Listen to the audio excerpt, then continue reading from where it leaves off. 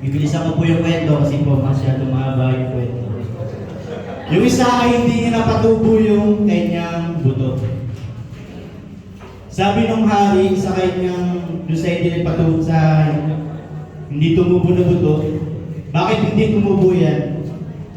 Kasi po, ang dami ko na pong ginawa, nilagyan ko na po ng abono o kung ano nang ginawa niya para ito ay sumuloy. Pero hindi po ito sumuloy. Sabi ng hari, magaling, lingkod at tapat na lingkod, ay tapat na tauhan. Dahil yung mga butong ibinigay ko ay hindi naman talaga buto. Yun ay mga bato lamang. Yung apat ay nandaya para lamang makuha yung premyo. Pero yung isa niyang lingkod ay hindi nagdaya. Pinakita doon na yung kanyang katapatan ay talagang ipinakita niya ng lubusan na po. Ayan, sa ating pong pagbabahagi o pagbibigay ng tithes and offering. Para po sa ating Panginoon, alam naman po natin Panginoon kung ano yung ibibigay natin at maranasan natin yung kagalakan na pagbigay natin sa Kanya ng tithes and offering na po. Sabi po doon sa Kawikaan 3:9-10, para alam mo si Yahweh sa pamamagitan ng iyong mga kayamanan at mula sa iyong mga pinakamaninang na ani, siya ay iyuring handugan. Sa gayon, kamalik mo ay lagi ng aapaw, sisidlan ng inumin ay hindi nga matutuyuan. Tayo po isama-sama manalangin. Muli sa aming Diyos na dakila, banal at makapangyarihan sa lahat, maraming salamat po sa iyong mga salita na nahayag. Salamat Panginoon dahil patuloy niyo po kaming pinapanumbalik sa iyo. Patuloy niyo pong ipinapaunawa kung gaano kahalaga o Diyos yung paghahandog namin sa iyo. Nawa Panginoon, pagsikapan po namin na ikaw ay handugan at maibigay namin ng buo na may kagalakan sa aming puso, ang aming pong mga kasampung bahagi. Maraming salamat po o Diyos. Sa iyo po namin pinagkakatiwala ang lahat at dalangin din po namin Panginoon yung mga humahawak ng salapi na ito. Pagpalain niyo po Panginoon ang kanilang pong buhay. Maraming salamat po Panginoon. Ang lahat po nito aming pong dalangin sa pangalan ng aming Panginoong Kristo at sa tulong at gabay ng Banal na Espiritu. Amen. Great.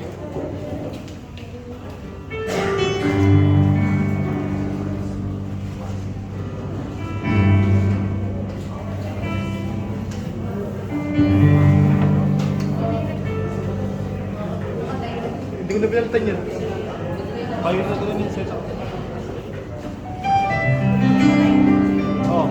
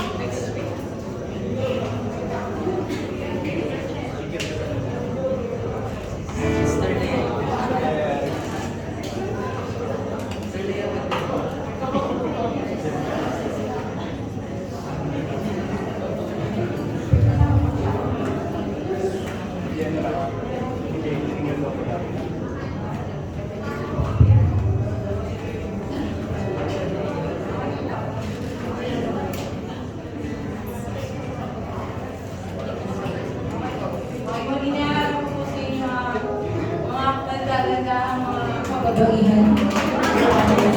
Ito po, special request. Muli po silang magbibigay ng isang natatanging bilang para sa ating Panginoon.